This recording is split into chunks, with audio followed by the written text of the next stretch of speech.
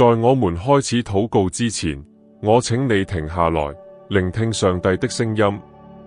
我所學到的最能改變人生的功課之一，就是把一切都帶到耶穌面前。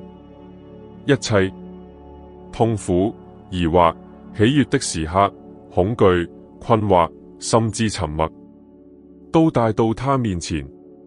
這想法或許簡單，甚至有些天真，但這番話徹底改變了我的故事。在我經歷過的最黑暗的時期之一，一切似乎都已失去，我再也找不到回頭的路時，正是這番話支撐了我。那時，我的心疲憊不堪，靈魂精疲力竭，心中充滿了不知該如何解答的疑問。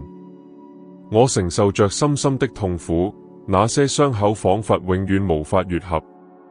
我不知道該在禱告中說什麼，我迷失了方向。但上帝出於慈愛，安排了一些人來到我的人生路上，他們沒有試圖給我膚淺的答案，也沒有強迫我用微笑來掩飾痛苦。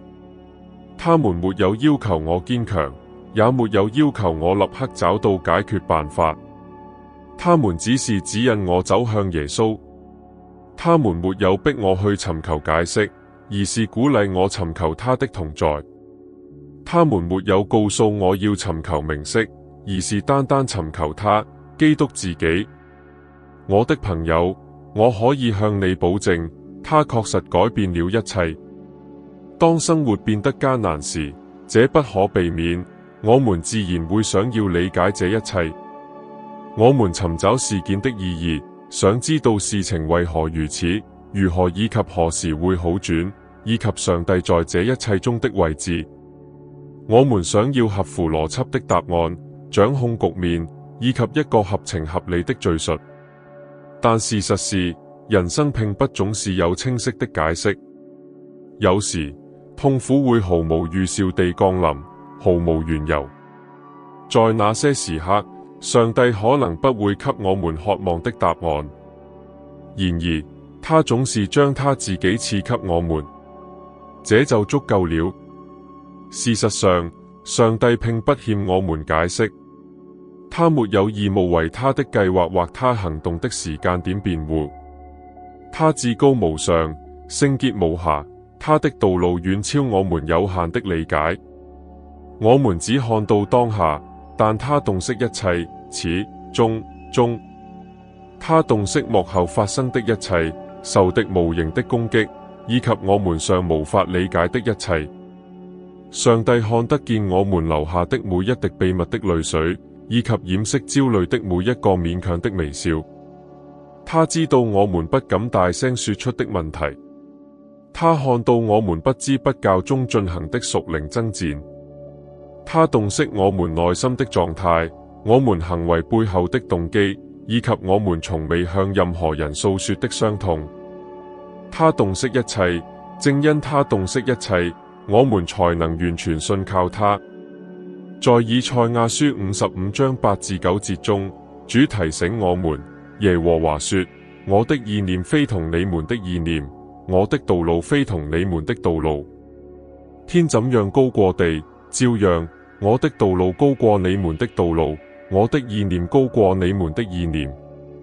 這意味着，即使我們並非全知全能，我們也能安心安息，信靠那位洞悉一切的神。即使看似一切靜止，神仍在默默地工作。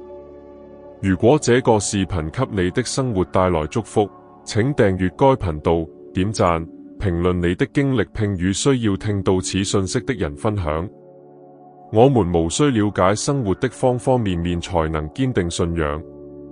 很多時候，我們最需要的不是解釋，而是安慰；不是答案，而是上帝的同在。正是在這隱秘處與主相遇，我們才能找到繼續前行的平安。你不必獨自承受這份重擔，耶穌就在你身邊，願意為你分擔這看似沉重的負擔。他了解你的疲憊，了解你難以起床的日子，了解你內心的寂靜比任何言語都更響亮的時刻。這一切在他面前都清晰可見。我們的救主並非對人類的痛苦漠不關心，他深知苦難的滋味。耶穌哭泣過，感受過痛苦，被拒絕、背叛、受傷，甚至被釘在十字架上。他深知身為人的意義，所以當你感到孤獨時，要知道你並不孤獨。他比你想象的更親近你。沒有任何痛苦深到他無法觸及，沒有任何困惑濃到他無法驅散，沒有任何黑夜黑暗到他的光芒無法穿透。即使你感覺不到任何刺激，即使祈禱似乎徒勞無功，即使你的信仰似乎脆弱不堪，也要繼續尋求。用你本來的樣子，用你所能用的話與他交談。禱告沒有完美的公式，沒有正確的方式接近上帝，只管去吧。你可以對他說：主啊，我累了，我迷失了，我不知道該怎麼辦了，我感到害怕，沒有安全感，我覺得自己不夠堅強，這就夠了。上帝不是在等待一句完美的演說，他在等待一顆真誠的心。禱告不是一場演講，而是一場相遇，一個避難所。在那裡我們無需假裝堅強，在那裡即使我們破碎、困惑或受傷，我們也能以本來的面目受到接納。當你更親近他時，有些事情開始改變，不一定是你周遭的環境，而是你內心的一些東西。你的靈魂找到了安息，你的思緒找到了清晰，你的靈找到了方向。上帝或許不會給你所有的答案，但他總會將自己賜給你。而在基督裡，我們找到了我們真正需要的一切。重要的是要記住，感覺並不能定義真理。我們並非總能以有形、有情感或可見的方式感受到上帝的同在，但這並不意味着他不存在。信心並非基於我們的感覺，而是基於我們所相信的。而我們所相信的是基於上帝活潑永恆的話語。聖經在希伯來書13章5節向我們保證，主應許說：我總不撇下你，也不丟棄你。這是一個不可動搖的承諾。即使你感覺被遺忘，上帝仍在你身邊。即使一切看似黑暗，他是指引你腳步的光。即使你的靈魂焦躁不安，他是平靜風暴的上帝。因此，不要等到一切都解決了才尋求他的同在。不要等到變得堅強、快樂、自信，就照着你的本相來到他面前。因為正是在軟弱中，上帝的力量彰顯出來。他在空虛中填補我們，他在痛苦中醫治我們，他在祈禱中改變我們。也許今天你正身處沙漠，也許你感到被遺忘、沮喪，甚至失去信仰，但請記住，上帝正在聆聽。即使你的沉默，他也能理解。很多時候，正是在沉默中，他的聲音最響亮。如果你發現自己無言以對，那就在他面前靜默，坐在他面前，深吸一口氣，放下你的想法、恐懼、夢想和焦慮。他就在那裡，等待着你的相遇，不是帶着評判，而是帶着愛。張開雙臂，用那雙超越表象的眼睛，用一顆無人能及的理解你的心。如果這一刻對你有啟發，請訂閱該頻道，點讚，留下最讓你感動的事情的評論，並與今天需要聽到這句話的人分享。有時候，我們所能做的只有呼吸和繼續前行。在那些日子裡，上帝不會要求我們更多。他理解我們何時力竭，何時淚眼模糊，何時內心渴望放棄？上帝並非要求我們付出屬靈的努力，而是提供庇護。此時的禱告無需冗長或繁瑣，有時只需說一句主啊，幫助我就足夠了。這句簡單的話語，如果真誠地說出來，就能感動天主的心，因為他不看重華麗的言辭，而是看重信服的靈魂。即使我們感到渺小，他也看見我們；即使我們感到自己是隱形的，他也看見我們；即使我們認為毫無希望，他也提醒我們，最終的決定權不在我們，而是在他。神的話語總能帶來生命、復興和更新。如果今天你感覺孤身前行，請記住，主會一路陪伴你。即使無人理解，即使你周圍的人都沉默不語，他仍會通過你的忠信繼續向你說話。即使你沒有意識到，他也會扶持你。有時，信心最偉大的彰顯，並非移山，而是在你內心萬念俱灰時依然屹立不倒，在你內心萬念俱灰時依然堅守禱告，在你內心萬念俱灰時依然等候神。這就是信心，這就是信靠，這就是與天父的親密關係。當你留下來，你的心開始變得柔軟，淚水化作無聲的祈禱，痛苦開始轉化為依賴。你開始意識到，那些傷害你的也在塑造着你。傷口正慢慢地被用作療癒的工具。沙漠並非一個被遺棄的地方，而是一個準備之地。上帝默默無聞地行事。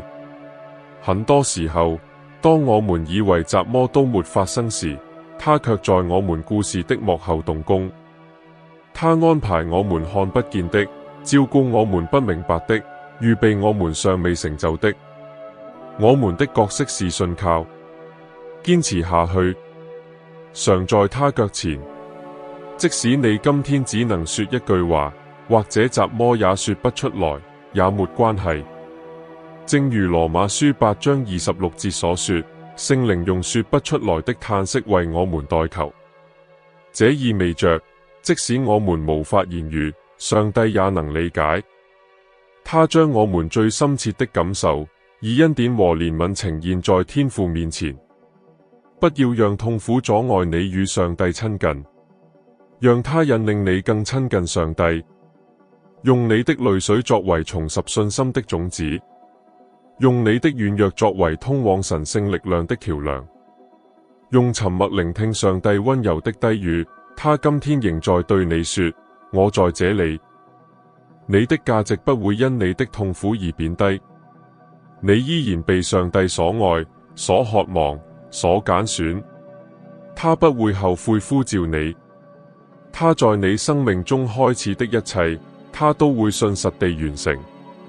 即使過程艱難，他依然是美善的。即使你現在還不明白，但一切都在為了更大的益處而互相效力。所以，不要放棄，不要放棄，繼續尋求，哪怕只是一點點；繼續禱告，哪怕只是無聲的禱告。繼續相信，哪怕你的心碎，上帝在傾聽你，他在支持你，他會在他自己的時間給你驚喜。你的故事不會以痛苦結束，你的旅程不會因沮喪而止步。新的篇章正在書寫，即使你還無法看到。要信靠生命的創造者，他知道自己在做雜魔。如果這條信息觸動了你的心，請不要忘記訂閱該頻道，喜歡這個視頻，評論你的經歷或祈禱請求，並與需要這個希望之言的人分享。上帝不僅看到你的遭遇，他也關心你，他參與其中，與你同行。在最黑暗的夜裡，他是永不熄滅的光；在最深沉的寂靜中，他是安慰的聲音。在最深切的痛苦中，他是永不落空的安慰。你的一切感受，上帝的慈悲都無法觸及。你無需知道所有答案，你無需理解一切發生的原因。你需要的是安息在上帝裡面，把你的憂慮、你的傷痛、你的恐懼交託給他。他信實可靠，會承擔你無法再承受的一切。他是一位父親，慈愛的父親不會在孩子遭遇苦難時拋棄他們。生活或許會試圖將你推向沮喪，但上帝的恩典總會將你引向希望。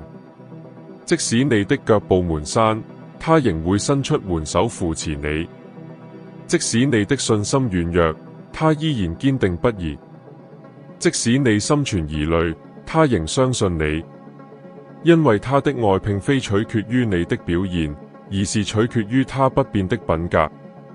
上帝對你生命的應許從未被遺忘，他不會分心，也不會反悔。他口中所說的每一句話都永遠鮮活，只等待合適的時機來實現。在那一天到來之前，他會堅固你、教導你、塑造你，使你做好準備。很多時候，我們眼中的拖延其實是解脫，我們所謂的沉默或許才是最明智的回應。我們所謂的損失，或許是為了更偉大的事情騰出空間。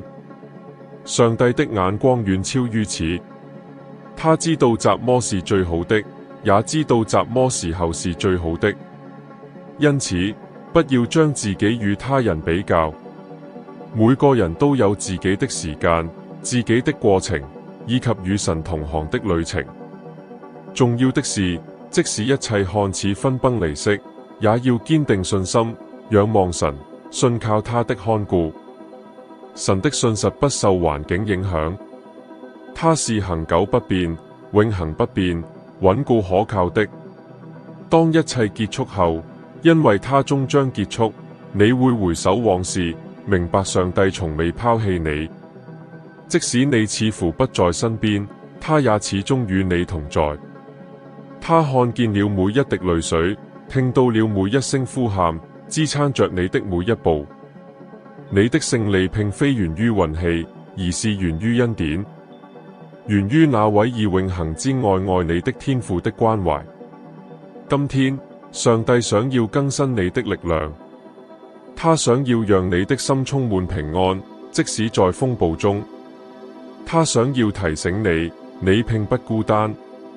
每一場戰鬥背後都有一個更偉大的目標，他正在預備你，讓你能夠完全活出這目標。你比你想象的更強大，因為住在你裡面的神大有能力。你比你想象的更蒙愛，因為你在創世之前就被揀選了。你比以往任何時候都更接近你的勝利。堅持站立，堅持禱告，堅持信靠。